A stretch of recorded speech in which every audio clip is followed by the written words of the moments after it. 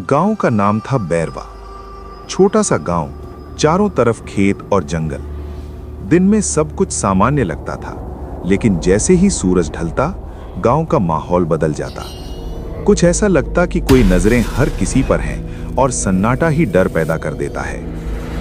गांव के बाहर खड़ा था एक बहुत पुराना पीपल का पेड़, इतना पुराना कि किसी को याद नहीं था कि वो कब लगाया गया।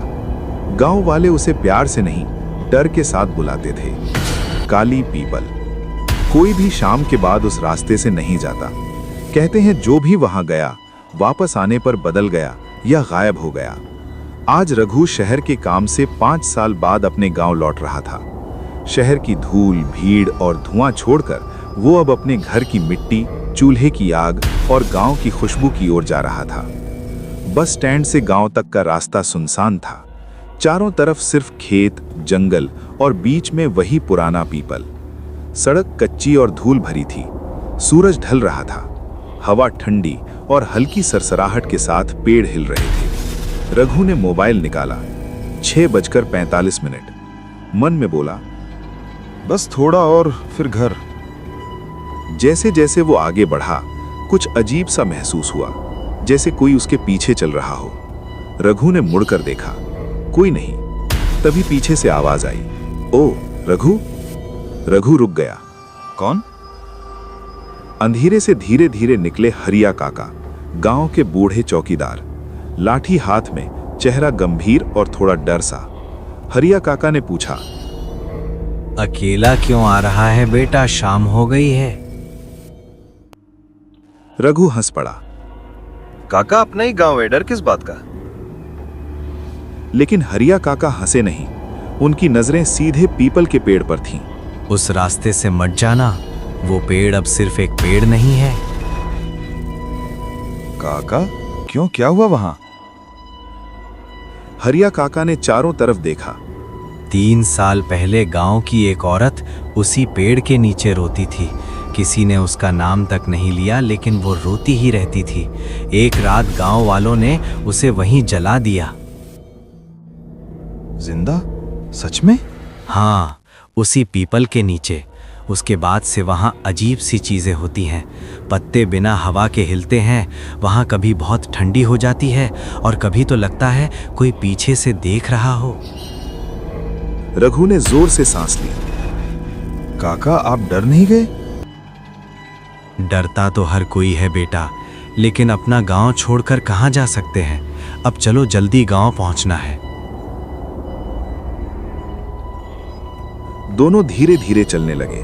रघु का मन बेचैन और उत्सुक था। जैसे ही वे पीपल के पास पहुंचे, हवा ठंडी, पत्ते सरसराने लगे और आसपास की छाया गहरी हुई। रघु ने सोचा, इतना डरावना क्यों लग रहा है, बस पेड़ ही तो है।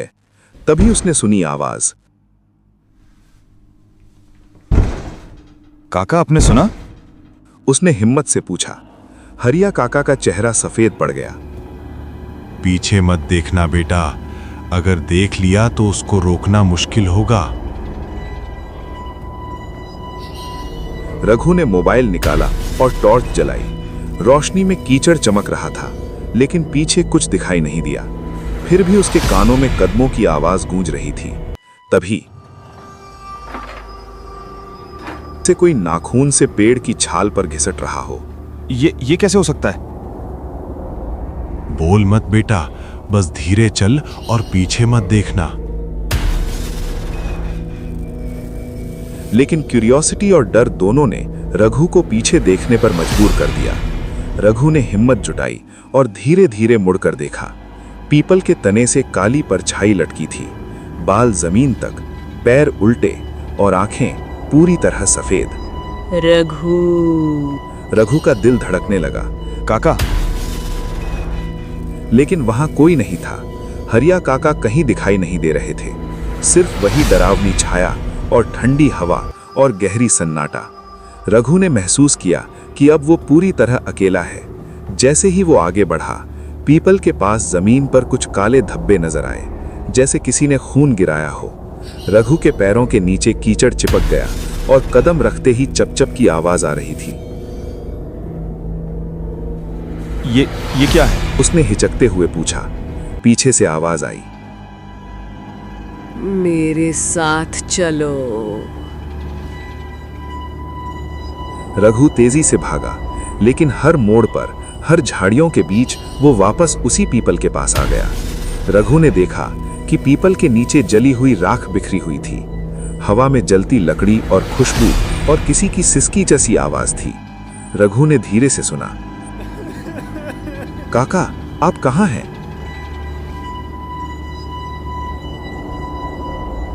तभी काली परछाई धीरे धीरे जमीन पर उतर आई और रघु महसूस कर रहा था कि ये सिर्फ डराने नहीं आई, ये गांव का हर पाप, हर गलत काम और हर डर दिखाने आई थी। रघु के सामने की हवा ठंडी और भारी हो गई, जैसे पेड़ के चारों ओर अदृश्य हाथ घूम रहे हों।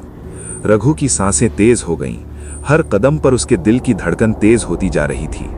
हरिया काका अब भी दिखाई नहीं दे रहे थे। रघु समझ गया, अब वो पूरी तरह अकेला है और काली परछाई अब उसका पीछा कर रही थी। रघु अब पूरी तरह अकेला था। पीपल के पेड़ की लंबी छाया उसके चारों ओर फैल रही थी। हवा ठंडी और सन्नाटा गहरा, और पेड़ की छाया इतनी लंबी कि रघु की सांसें रुकने लगी थीं। उसने चारों तरफ देखा, हरिया काका कहीं दिखाई नहीं दे रहे थे। जमीन पर जली हुई राख बिखरी हुई थी, कीचड़ में खून के धब्बे चमक रहे थे। परछाई धीरे धीरे उसके पास आई। रघु ने डरते हुए कहा, मुझे छोड़ दो, मैंने कुछ नहीं किया। लेकिन परछाई बोली, गांव ने मुझे जलाया, अब तुम्हें सच दिखाना है। रघु ने महसूस किया कि अब सिर्फ डर ही नहीं, बल्कि सच का सामना भी करना है। हर चीज, खून, राख, हवा, पेड़, सब उसे दिखा रहे थे कि गांव ने कितनी गलतियां की हैं। काका, मदद करो। लेकिन अब जवाब सिर्फ हवा में फुसफुसाहट था। तू देखेगा, तू सब देखेगा। गांव की गलती अब सबको भुगतनी होगी। रघु का मन कांपने लगा। उसने दौड़ने की कोशिश की, लेकिन हर कदम पर वो वापस पीपल के पास आ गया, जैसे पेड़ के चारों ओर अदृश्य जाल बिछा हो। अगली सुबह गांव वालों ने देखा, पीपल के नीचे रघु बैठा था। आंखें खुली थीं, लेकिन सांस नहीं। चेहरा शांत था, लेकिन गांव वालों के दिलों में डर पैदा कर रहा था।